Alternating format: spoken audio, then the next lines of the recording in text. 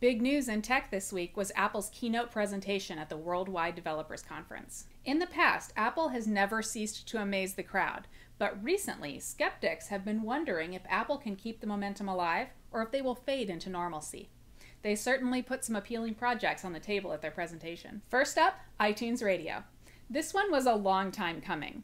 I'm going to reserve my opinion on it until it's out there and ready to use.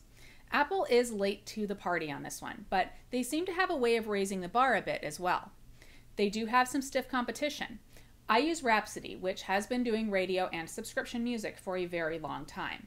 With Rhapsody, I can listen to specific radio channels, make my own, and also bring individual songs into my library, playlists, and onto my devices. Almost every time I'm out running, I'm listening to playlists that I created in Rhapsody. Now, this costs me about $15 a month, but to be able to listen to virtually anything without having to buy it individually, I like that. Whether I listen to their radio channels or dump hundreds of songs onto my portable playlists, it's still the same price every month.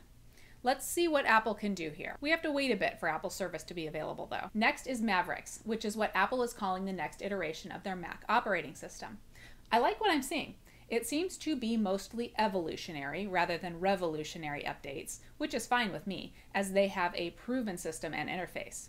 We're getting tabbed Finder windows, slick wireless multi-monitor support, and better power management. Also, we have Maps and iBooks coming to the Mac, which is great. I love my iPad, iPhone, and Macs, but I like them better when they converge a bit more. If I'm working on my Mac and want to take a short break for some quick reading, I simply want to be able to pull up a few pages from a book on my Mac instead of rummaging around for my iPad. The MacBook Air is getting an update with the new Haswell processors. Battery life improvements up to 12 hours is a bit of a game changer. There are some other updates as well, but the big story here is the potential for all-day battery life.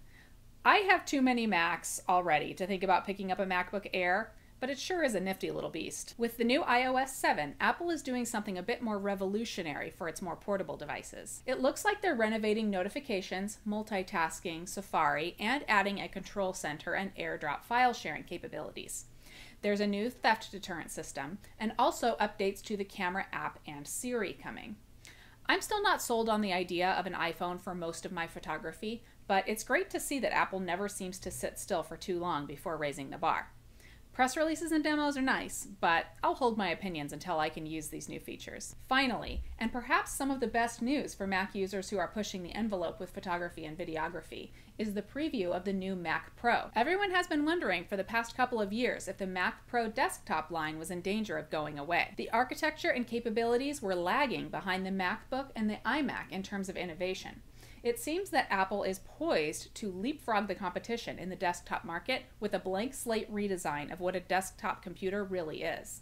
Instead of a mammoth tower with loads of options for internal expansion, Apple is turning the desktop inside out with a small, uniquely designed machine whose expandability comes primarily in the form of 6 Thunderbolt 2 ports, along with USB and some other connectors. Those Thunderbolt ports are the big deal, as they have massive throughput and work with peripherals that need a ton of bandwidth, like external storage devices and displays. Some say that the desktop is dying. Well, if it is, it seems like Apple is going to assure that it goes out with a bang.